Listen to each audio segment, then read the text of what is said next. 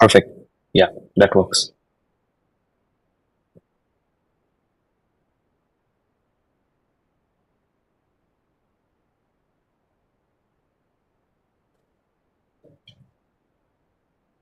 Perfect.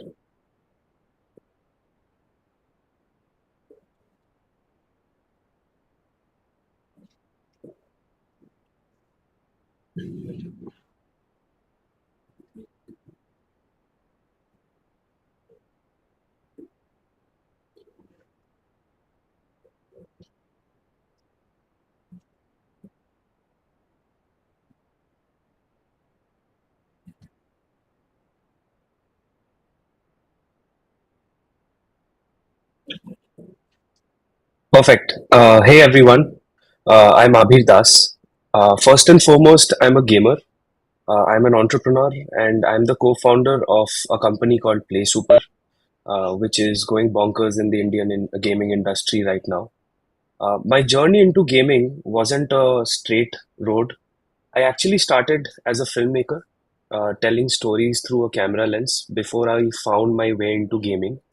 And I think that's why I see games not just as entertainment, but as one of the most powerful forms of art we've ever had. A blend of visuals, sound, interactivity, and community.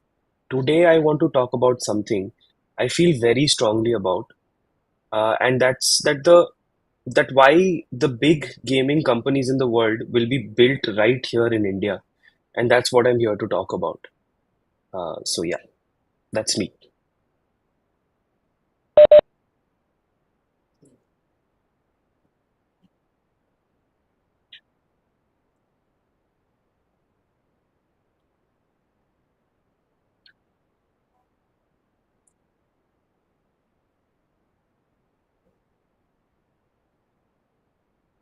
Perfect. Yeah. So let me rewind a bit, right? So I grew up playing games on a family computer that somehow lasted a good 10 to 12 years, right? Uh, like I think almost like everyone who was there in my generation almost grew up that way, right? My earliest moments and my earliest memories are playing games like House of the Dead, Road Rash, and games that today might feel very retro, but at that time they were pure magic. And back then, my parents didn't think that gaming could ever become a career. Uh, and I think that was, the case with most of the parents of kids in my generation and my peers, right? Because a lot of people didn't have exposure to how big this could actually get and had no idea of how media and entertainment as an industry as a whole will progress later on in the future.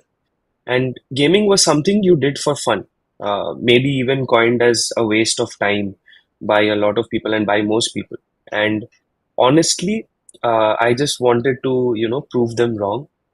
uh, Fast forward to mobile gaming era, I was pursuing filmmaking as a career, and that is when a game called PUBG Mobile had come up, and I decided, I started playing with my friends, my peers in college, and then I absolutely loved the game, and I saw that I was fairly good at it because I always used to game, and I saw that okay, I can actually take this to a competitive level, right? And maybe, just start out by achieving the highest rank possible inside the game.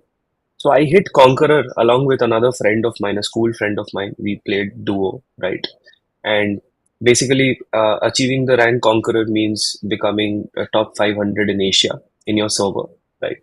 And that wasn't just about skill, it taught me a certain kind of discipline, a certain kind of meta strategy, teamwork, and yes, an unhealthy obsession with grinding for drops, for bragging rights, etc., which got me a sort of a social validation amongst my immediate peer group, right? But here's the thing: I realized very quick that I did not have to be an esports athlete to make a career in gaming. There are so many paths in this industry. For example, there's development, there's marketing, there's storytelling, monetization, community building. etc., etc. And all of these avenues started opening up to me, as and when I started deep diving into the ecosystem more and more. Uh, and at that time, it was COVID, so I had a lot of free time to read up, to understand the industry more. I saw the esport athletes, performing during these, huge LAN events where so many brands are coming in and spending money, and that naturally sparked some interest in me, that why is the world spending so much money in gaming, and what is the industry about? Because I was always interested in media and interactive media, right? And gaming as a form of as a form of interactive media interested me as well. So uh, I realized this very early. And before I started Play Super, I was also working in a Web3 gaming company called IndieGG, which is now called KGen. It's a $500 million company right now. And I was one of the founding members in that company. I was the fourth guy to join the team. I took a huge risk, right? I joined the company when it wasn't even registered as a company, right? And I helped creators, create communities there, and I watched a community grow from scratch, right? The experience gave me a front row seat to how people interact with games, and more importantly, where studios struggle to keep players engaged, what are the troubles that they face, and you know uh, how they are constantly looking to monetize their community and monetize their products, etc., etc. And that's kind of where I knew that, okay, I will have to build something in this space which is going to be, number one, disruptive, which is going to solve for a real problem, and it's going to kind of create a sort of a different lens through which through which especially Indians see gaming, the Indian crowd. And that is where Play Super began, and my life totally, turned itself on its head. So yeah, that's more or less my journey. Yeah,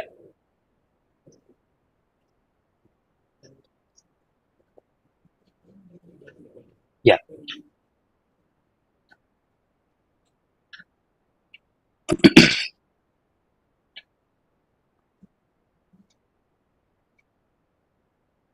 perfect. I think so. I grew up with a couple of friends from Calcutta playing cricket. So we used to live in this locality where every evening after school and after I was done with my homework, because my parents were very strict, they wouldn't let me do anything else. Like if I didn't complete my homework, and if I didn't take plenty of rest after I'm back from school. So I had a routine. Every 4 o'clock, I used to go out to play cricket, and then I made friends through those interactions, and then some of them I introduced to gaming as well. So my two other co-founders were also from Calcutta. They're a couple of years younger to me, Shorodeep and Upamanyu. That's how I kind of got to know them.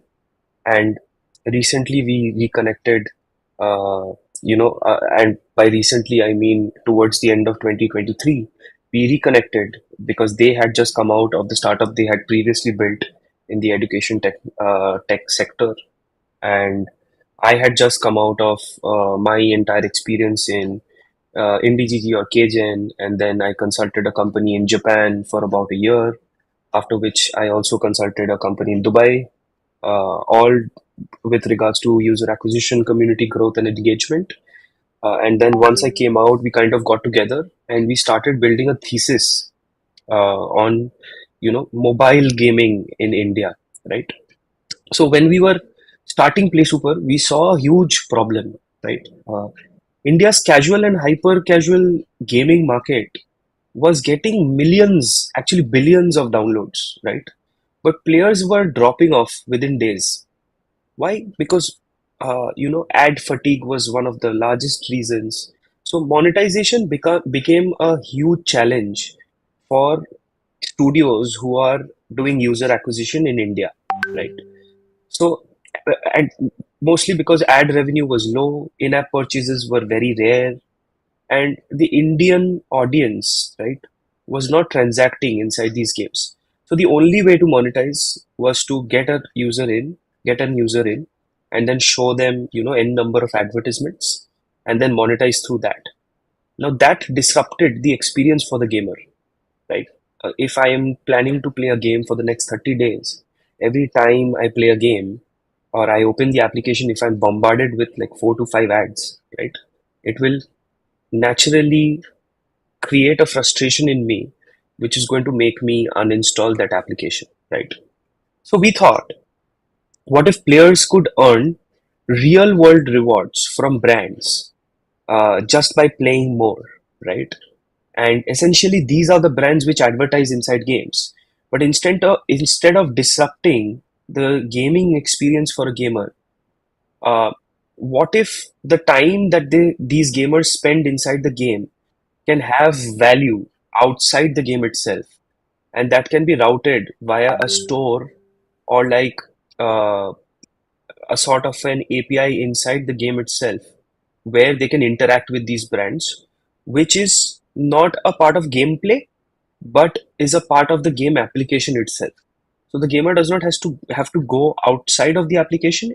They can stay inside the application and interact with these brands via various contests, via a store, via after game pop-ups where they can directly do purchases and stuff like that. That's why Play Super, we decided to build a white labeled rewards as a service platform. So on one end, there are brands, and these are not necessarily just gaming brands. These are makeup and beauty. There's Uber, there's travel, lifestyle, food, etc., etc., electronics, everything that you can think of. On one end, we created the stack for brands, and on one end, we created a clientele of gaming studios. And we simply merged the two together via a white labeled SDK. So today, all the offers and all the SKUs that a brand has, they can simply plug it into our system, and we offer a white labeled service to our studios, right? And where is the magic? The magic happens where we integrate in-game currency and in-game progression loops, which the studio uses to track their user journeys inside the games and enable a loyalty exchange between those and the rewards that we have from these brands. So think of using a credit card where for every transaction you get loyalty points, and then you can use these loyalty points to purchase products, to get discounts, to book your airline tickets cheaper, right? Just imagine that entire ecosystem being enabled through gaming inside the gaming application where you are playing games today, right? So that is when we started doing our first pilots with small studios, and the results were the retention started going up. The average playtime per session for every gamer started increasing, and players interacted more and more with the game's economy. From there, we started, monetizing the Indian audience in a way which, they weren't being monetized before. And we started, creating new behavior inside games. Indian audience never used to visit the in-game store to do in-game purchases, but now they were going inside the store because now what they could purchase had real life value, right? And it's again happening inside the game. So we are enabling more and more revenue for our gaming partners, for our brands, and making money ourselves. So from there we started working, and then we started we decided to raise funds in order to expand to other Asian markets, probably a global play as well. And then we raised a $500K round, which is essentially 4.5 crores in Indian value from a couple of very renowned venture capital funds. One is more of an accelerator, while the other one is a capital group called India Angel Network and 100x VC. And then we started hiring out our team and began scaling. Uh, One of my favorite moments with Play Super was essentially when we integrated into a studio, uh, and they basically told us that your rewards are the reason why players are coming back every day. The usual player which used to drop off after 2 days is now coming back on the third or fourth day, and it's helping us monetize more, right? So that's the dream. That's the creating a system where players love to come back to a game, create a sort of a loyalty around that product, and studios can rely on this product for their growth and monetization. That was the entire goal, and that's the story behind building Play Super.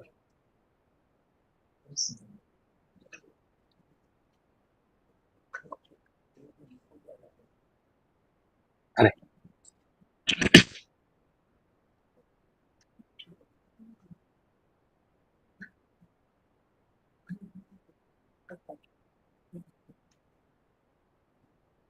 Yeah.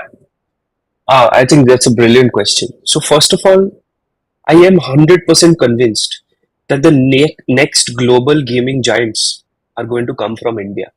And I'm not just saying this out of any emotion or the fact that everything's going well right now for me and for my company and stuff like that. But it's backed by a lot of data, right? And when you look at the data, right, you'll see that most of the global companies also use India as, you know, a huge player base that they can get onto. Like the Indian crowd is a major part of their daily active or their monthly active or their weekly active audience. So essentially, the scale of the player base is huge in India. India has about 750 million plus smartphones, right? And we have around, we have the cheapest 5G data in the world, right?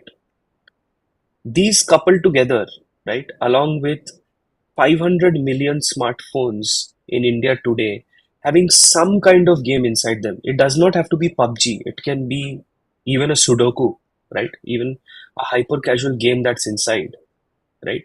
So the entire market size becomes 500 million gamers. Can you imagine how big of a market that is? It's the largest mobile gaming market by downloads in the world. We are a mobile first country. Many players skipped consoles early, like they didn't even go into consoles. They went straight from no gaming device to having a mobile phone with internet.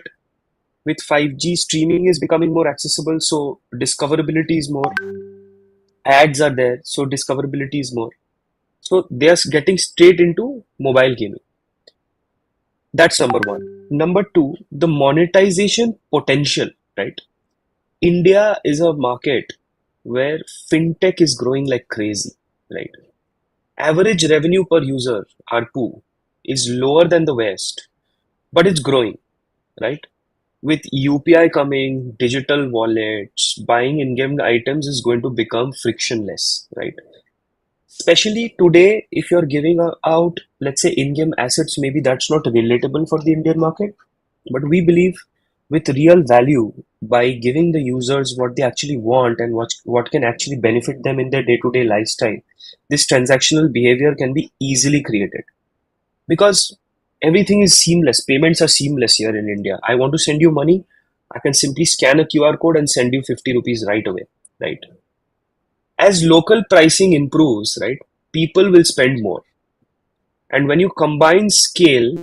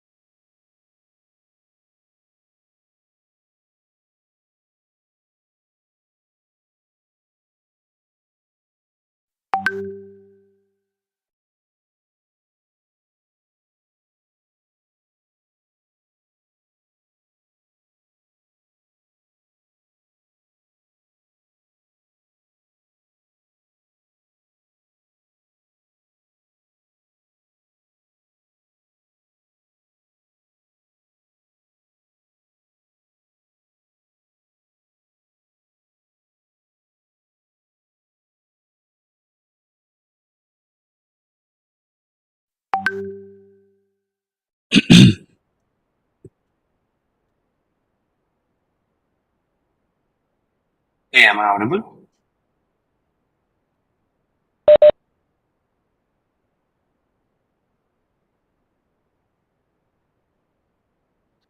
Ah,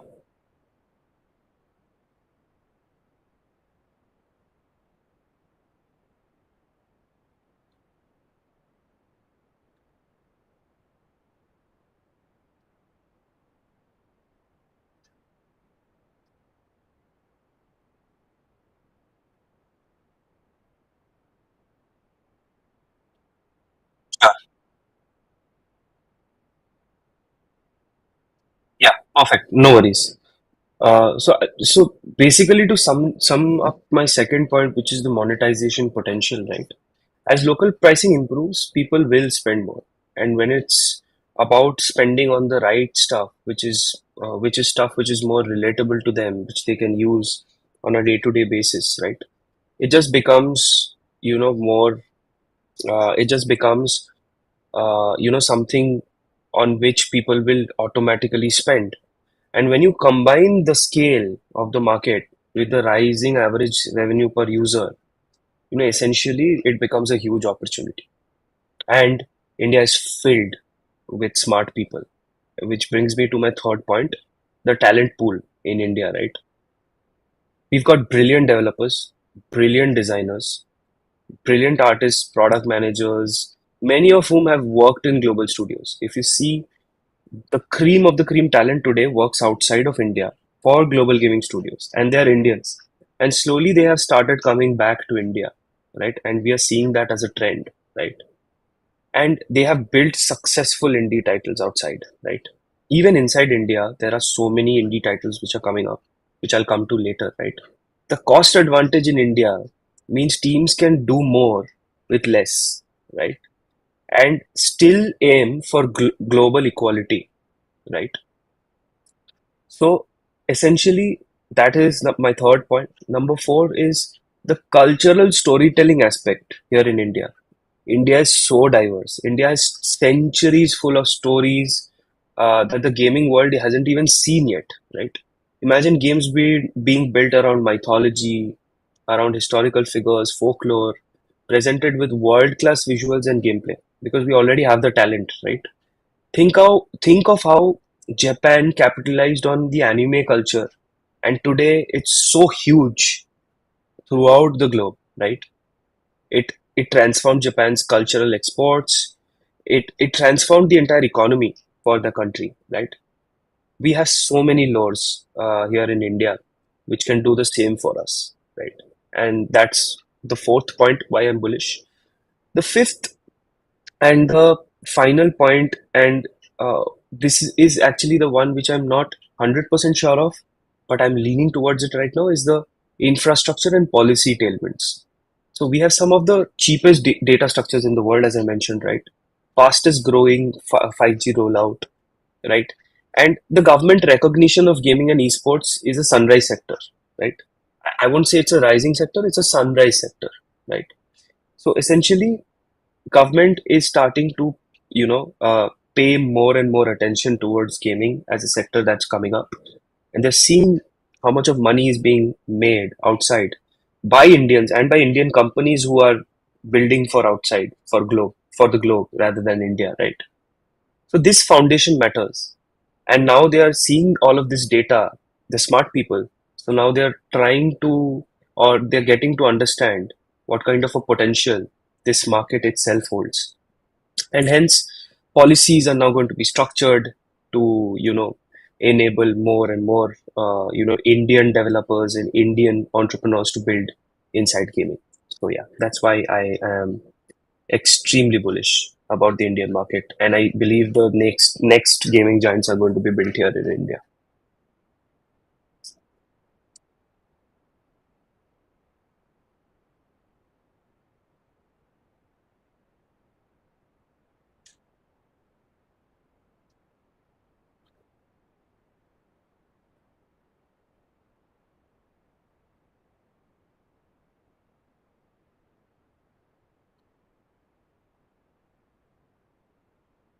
Absolutely. See, examples are very clear.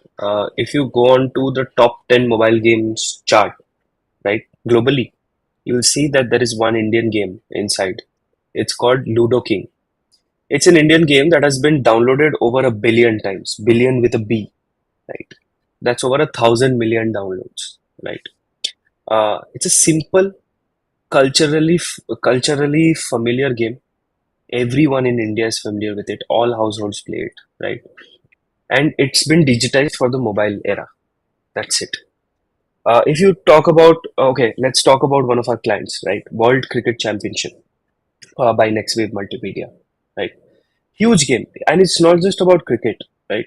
It's about capturing the emotional connection that an Indian has with the sport, right? And turning that into a game loop where people keep coming back, right? And then monetizing out of it, right?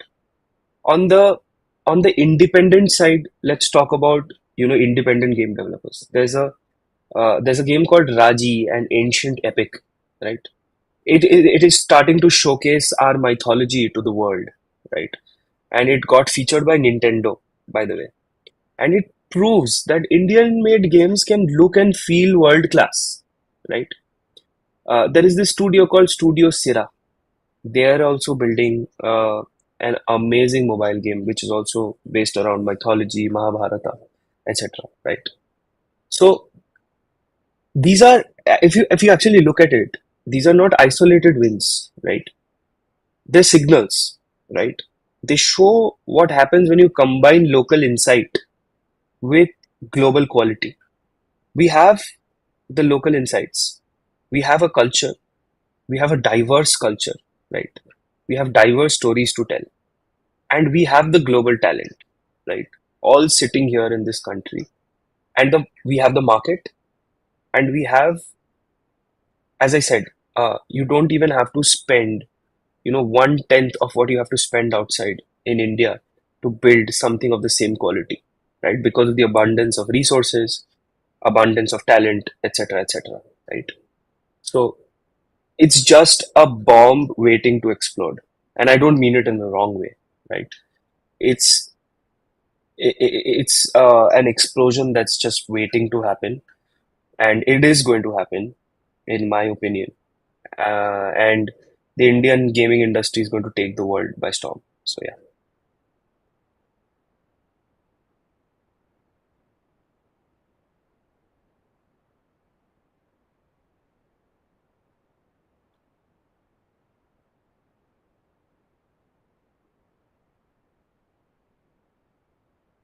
Um.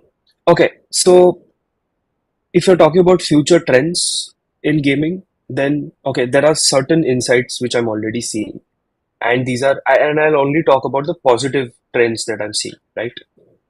Uh, so here's what I think, and here's how I see things going in the next 5 years, right?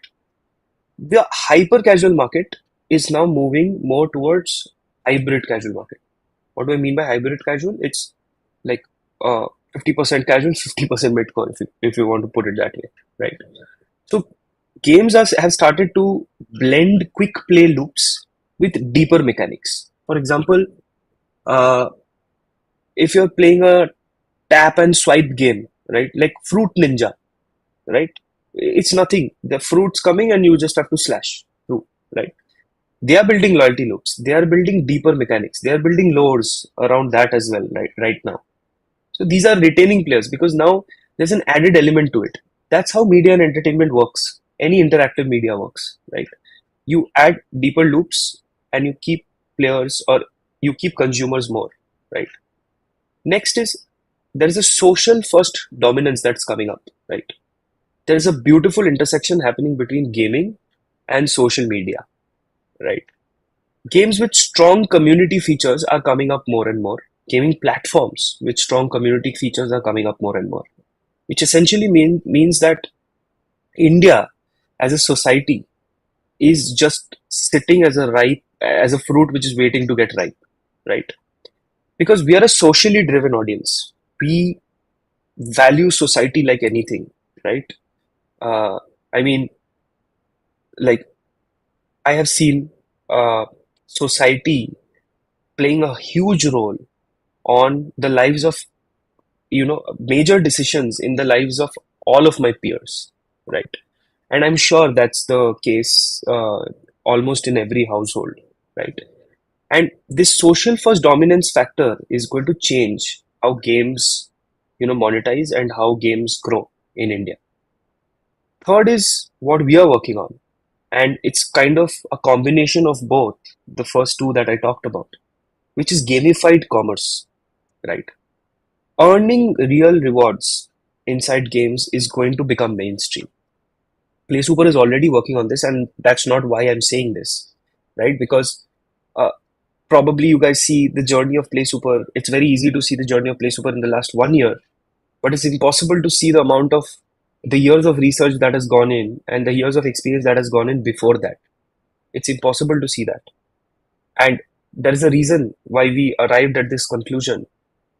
And it's because, commerce is the most deep, is the deepest loop you can add to a gamification in order to gamify an experience, right?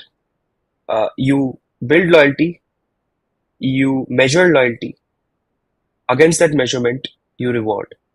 And if that reward is commerce or enabling commerce, then it's instant gratification for a user. And they will come back. There is no way they're not going to come back, right? Okay, that's number three. Number four, global first IPs are now being built in India. So studios will keep thinking India first, and they're going to keep building games designed for a global audience from day one. As I mentioned, right, culturally diverse, culturally rich, right? Uh, we have built movies which are doing great globally. We have built music which is doing great globally, right? It's not long before we are going to build games and tools for games which are going to, you know, uh, disrupt the entire global market. And number five, the advent of AI, as everyone talks about. Now, I'm not an expert, and I really, really believe I'm an absolute noob when it comes to artificial intelligence, because I think the world has now come up here, and I'm still here, and there's a lot of leveling up that I need to do before I can even comment on it. And I don't want to do blanket statements like other people do, right? That, oh, I'm building something AI first, AI enabled, etc., etc. It's nothing like that. Uh, but I am extremely bullish. I'm reading up about AI every single day because today everybody has to. If you're not reading up about AI, if you're not reading up about how even traditional companies who have billions of dollars in their banks, they are now studying about AI. They're going crazy about AI. Why? Because it's the next big thing.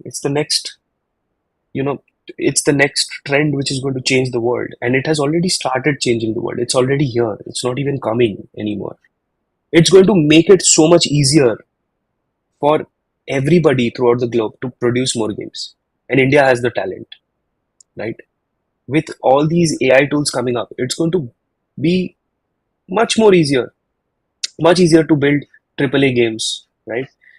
Assets, mechanics. India could lead here essentially because we have the abundance of talent. So yeah, this is why I think this is what I think is going to be the trends in the future, and like it's all again leading towards India being the gaming powerhouse in the future. So yeah,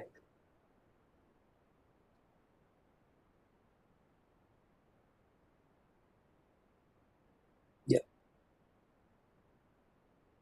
Mhm.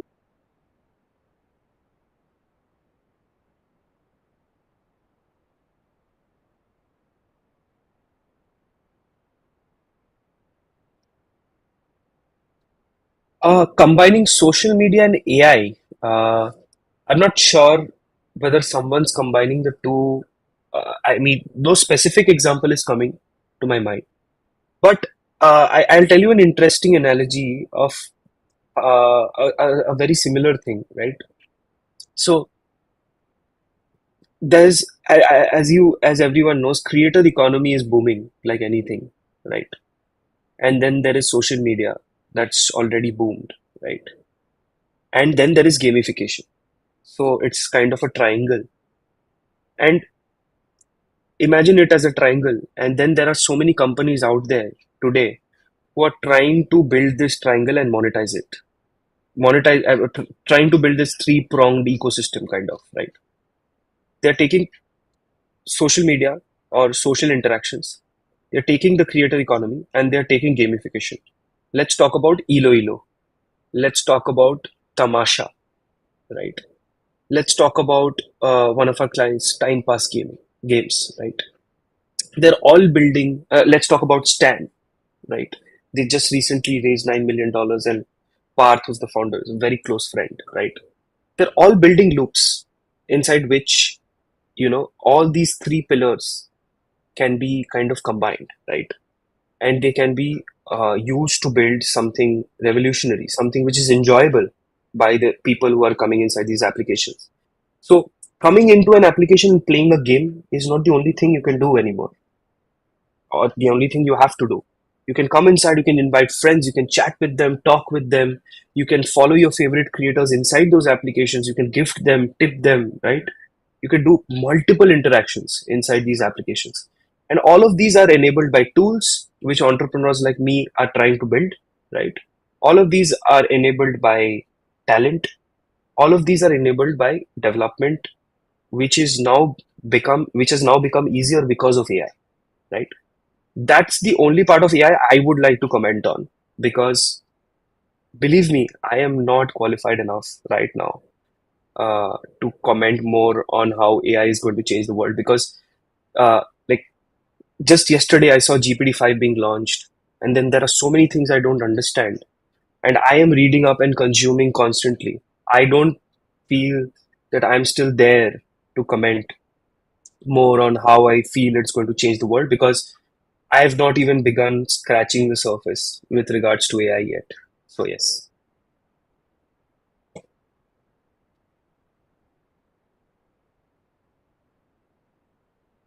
Okay.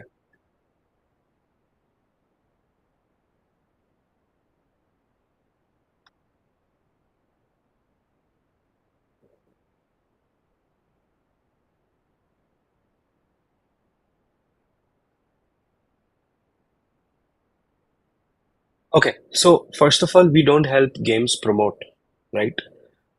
Promotion is not our strong suit. What we do is we help you monetize with your existing user base. So suppose you have 1,000 users in your game, hypothetically speaking, right? And your today with whatever exists inside your games, let's say you monetize through ads and through in-app purchases, right? You're only being able to monetize, let's say, 10% of your audience through ads, and you're only being able to monetize 1% of your audience through purchases. So 11% of your audience gets monetized today, right? Out of 1,000. So how we help you, what we do is we help you monetize more players out of these thousands, out of this 1,000 that sits inside your application already. How? Today, inside in-app purchases, the person is only coming and buying in-game assets, let's say. In-game assets for an Indian gamer doesn't interest them, right? But if I tell your user that your next Uber ride is going to go for free, or you're going to save $100 on your next Uber ride, or you're going to save $50 on your next Swiggy order on top of whatever offer you already have, or for your next Zepto quick commerce, you're going to save 30 rupees, right? All you have to do is play 1 hour extra, or collect, let's say, or reach level 10, or collect 500 XP, right? The gamer's going to be interested now. And out of these 1,000 gamers, maybe 50 more gamers are going to get interested. And then your monetization funnel from 11% goes up to 20%, right?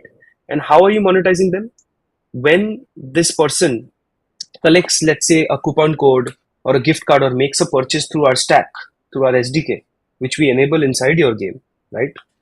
Whatever revenue or commission we make from the brands, we share it 50-50 with you as a studio, right?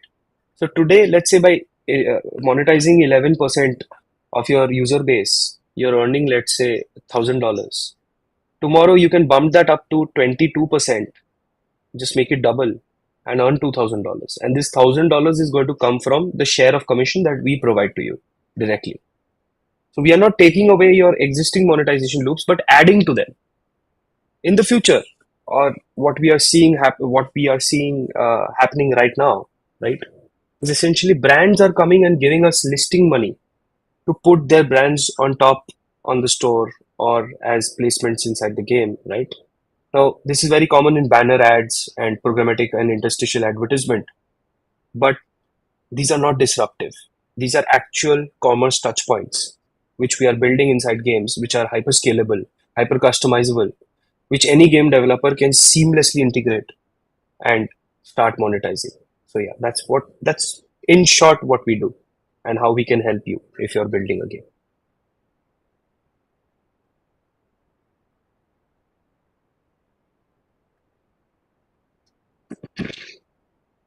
We support anything that's on mobile and anything that's on browser. We don't support PC applications yet, but we are getting there.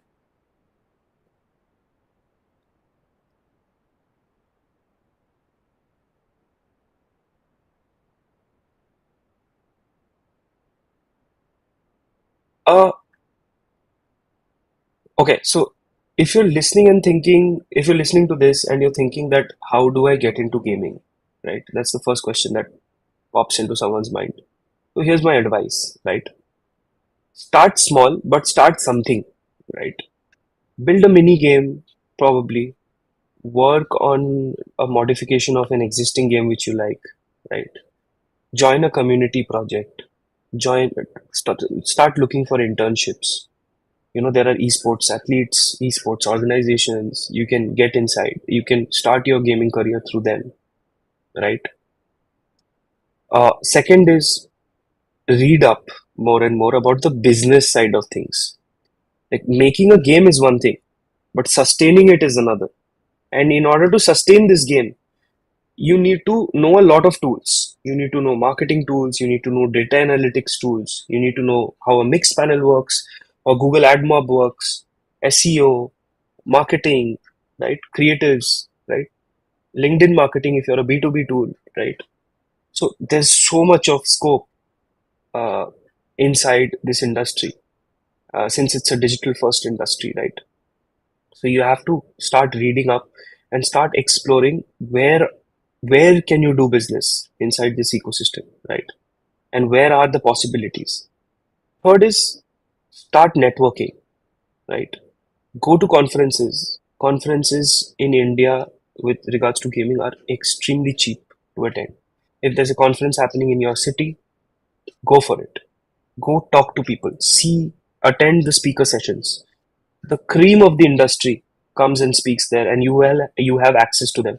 Think about fintech as an industry, right? If you go to a fintech conference, you will not be able to walk up to Kunal Shah, or you will not be able to walk up to Ashneer Grover and talk to them, right? But in gaming, you can walk up to a Saikat from Nazara, who's the M&A head, right? Or you can walk up to anybody and you can talk to them because it's still so nascent. Make use of this access which you get inside these conferences, inside these events, right? Join Discord servers, join LinkedIn groups, follow people on LinkedIn, and start reading up, right? That's number three. Look for intersections, right? Gaming plus commerce is an intersection I looked at. Look at gaming plus education, right? Look at gaming plus culture. Intersections are where innovations are happening nowadays, right? How can you pick two pillars and make them into a stronger pillar, right?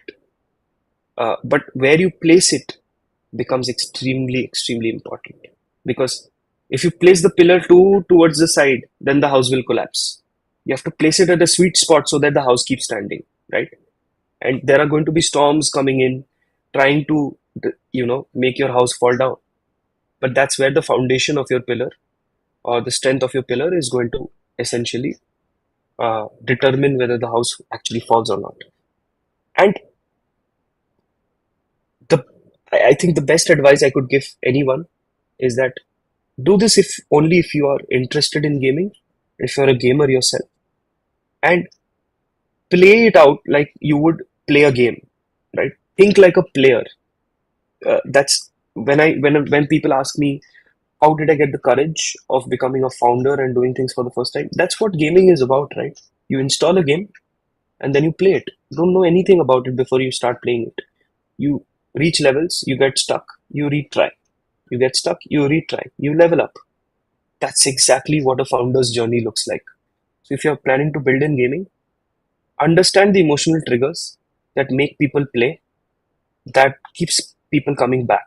It's not rocket science. It's very easy to understand. If you play games, you understand it already, right? And understand these systems and then just build it out yourself. I mean, think like a player, think like a gamer. That's it. That's my only advice.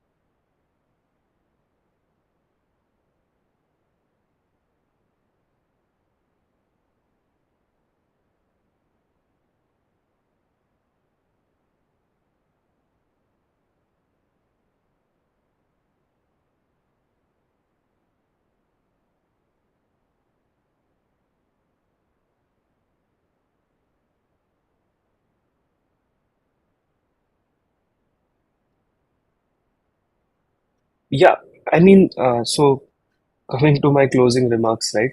So, for anyone who's listening to this right now, or anyone who's going to tune in and listen to this later, when I started, I was just like you, right?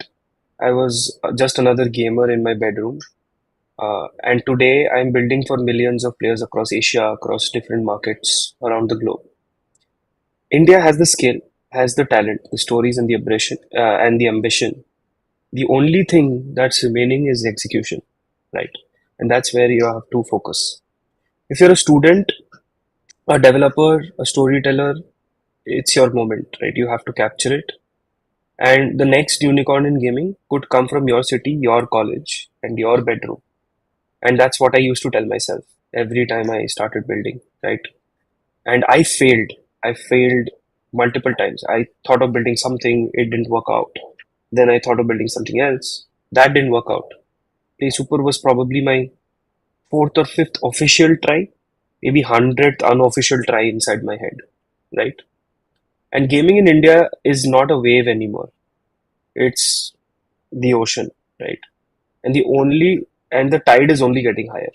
So you have to capitalize on this, and you have to capitalize on the fact that it's, as I mentioned, it's a bomb waiting to explode, right? Thanks for having me, and it was, brilliant session, brilliant questions coming in. And thanks for this lovely opportunity to, put my thoughts out there. And, many a thanks to the host for having me here, and for all of you who patiently joined in and listened to me, blabbering for over an hour. So, yeah, thank you so much.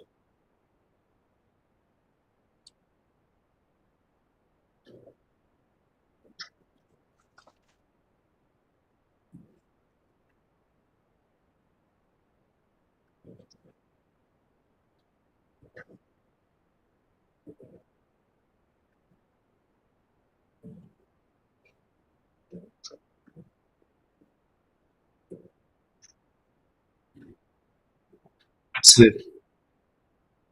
Cheers, guys. Yeah. Bye bye.